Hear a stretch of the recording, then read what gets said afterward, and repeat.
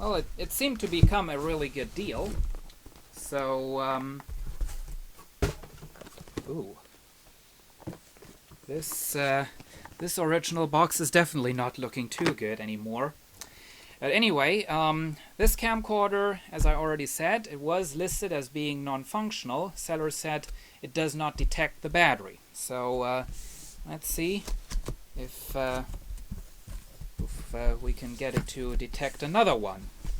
This is yeah, I'm already going into detail without telling you what I'm actually doing. Now, this is the Sony model DCR-SR35. This is actually out of the same year as this Handycam, which is recording this video right now. Big difference is this was a top-of-the-line model. This was the bottom-of-the-line model. And this actually appears to be a pretty popular camcorder. I do know that a couple of my YouTube friends have this this exact same camcorder. So anyway, here we go. We are getting basically the same thing that I got with this Handycam. We are getting that weird Let's Enjoy Video DVD. Somebody has written something on there. We are getting the software, the manuals, advertisements, warranty papers, and so on and so forth. That's good. Let's see. This is what it looks inside the box. Camera is in the middle, and around it we have USB cable, the AV cable,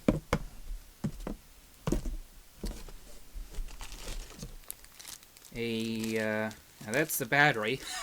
That's a ridiculous battery. I mean, this is absolutely tiny.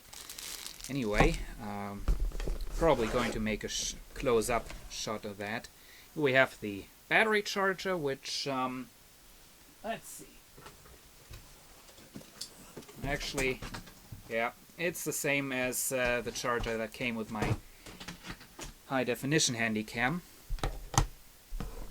We have the power cord, and we have the camcorder. Of course, there is not as much going on in the way of accessories with this camcorder. It doesn't have a remote control or something like that, which well, I don't know if I'm going to miss that. Of course, this is just going to be a secondary camcorder, so it's not really going to matter. Okay, and here we have the camcorder. Very small, very light, definitely a lot lighter than this high-definition Handycam, and definitely has survived the shipping. So now I want to leave my little set here. And, here we have two Infolithium H batteries, which I have for this high-definition Handycam, and let's see if we can get one of these batteries to work. First, want to try the big and cheap aftermarket battery that I got. That's good. The lens cover might be closed. Check the cover. It definitely was closed. Area settings. Seems like nobody has ever bothered to set the time and date in this camera, or it has been sitting around without a battery for so long that it just lost the date. Alright. Now recording on the Sony DCR-SR35, filming the Sony high-definition Handycam, and image stabilizer is definitely not as good as on that camera over there, I can tell you that much. And yeah, you can tell the difference between the top-of-the-line model and the bottom-of-the-line model. You can definitely tell it. Okay, so that's the first test. We're going to see if that worked. And now going to go ahead and give you a bit of a close-up. And there we have the Sony DCR-SR35 close-up. As you can see, I do have the optional super big and super long NP-FH100 battery attached to it. Here we have the front of the camcorder. You can see the Carl Zeiss lens, which features a ridiculous 40 times optical zoom. Located on this side, we have the built-in 30 GB hard disk drive. You can also see the power switch and record button. And this is the back of the camcorder. Now, the door that you can see up on top of the camera does not hide any kind of an accessory shoe. Underneath of it, you will find the slot for the memory stick. This is inside of the LCD screen. As you can see, this camcorder actually does have some hardware buttons, which is really something that you don't find anymore that often on modern bottom-of-the-line camcorders. On the housing of the hard disk drive, you'll also see a button. That is for the Night Shot Plus that this camcorder has, which is another unusual thing because nowadays you won't find that kind of a feature anymore on a bottom-of-the-line camcorder either.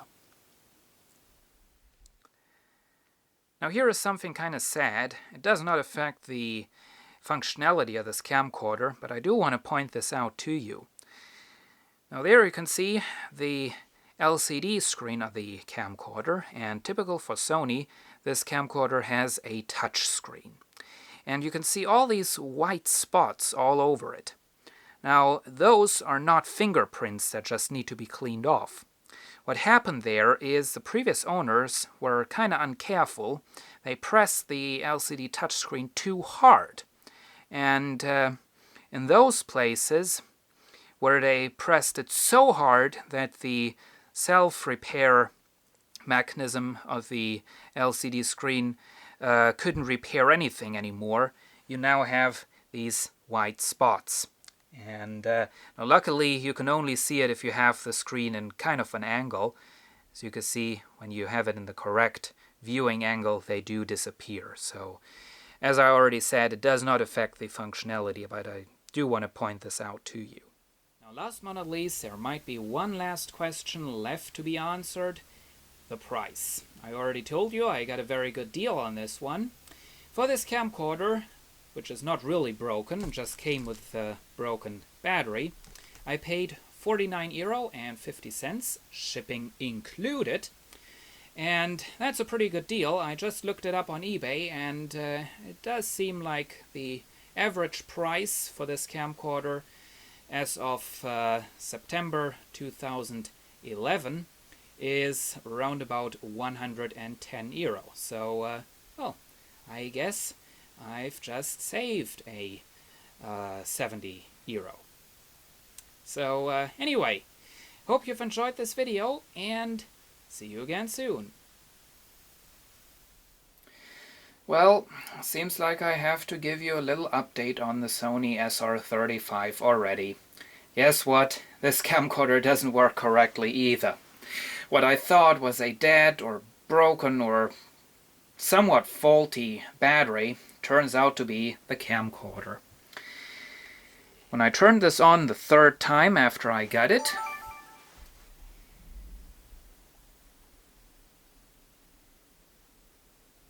this is what I'm getting. Cannot use this battery in the camcorder. And it has been that way with every battery that I tried. And the battery that came with this camcorder, this super tiny thing, actually seems to work perfectly fine. That's kind of unfortunate. However, there is a solution for that problem. You may have seen this before, and maybe you've laughed about it just as much as I did.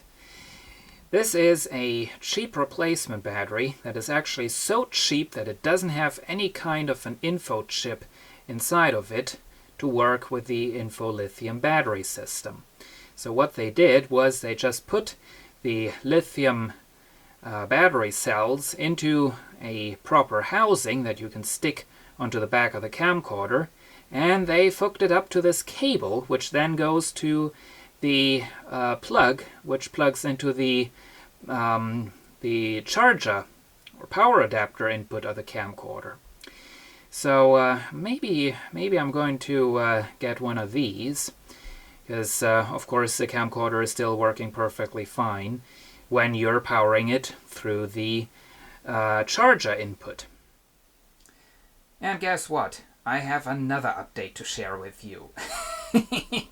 Yeah, but this time it's good news. The problem that was going on with this camcorder was a lot more simple than a dead battery. Dirty battery contacts. Yeah, believe it or not, there was some weird white stuff on the battery contacts. Yeah. If you're now about to make filthy comments about the possible previous uses of this camcorder, at least try to be creative.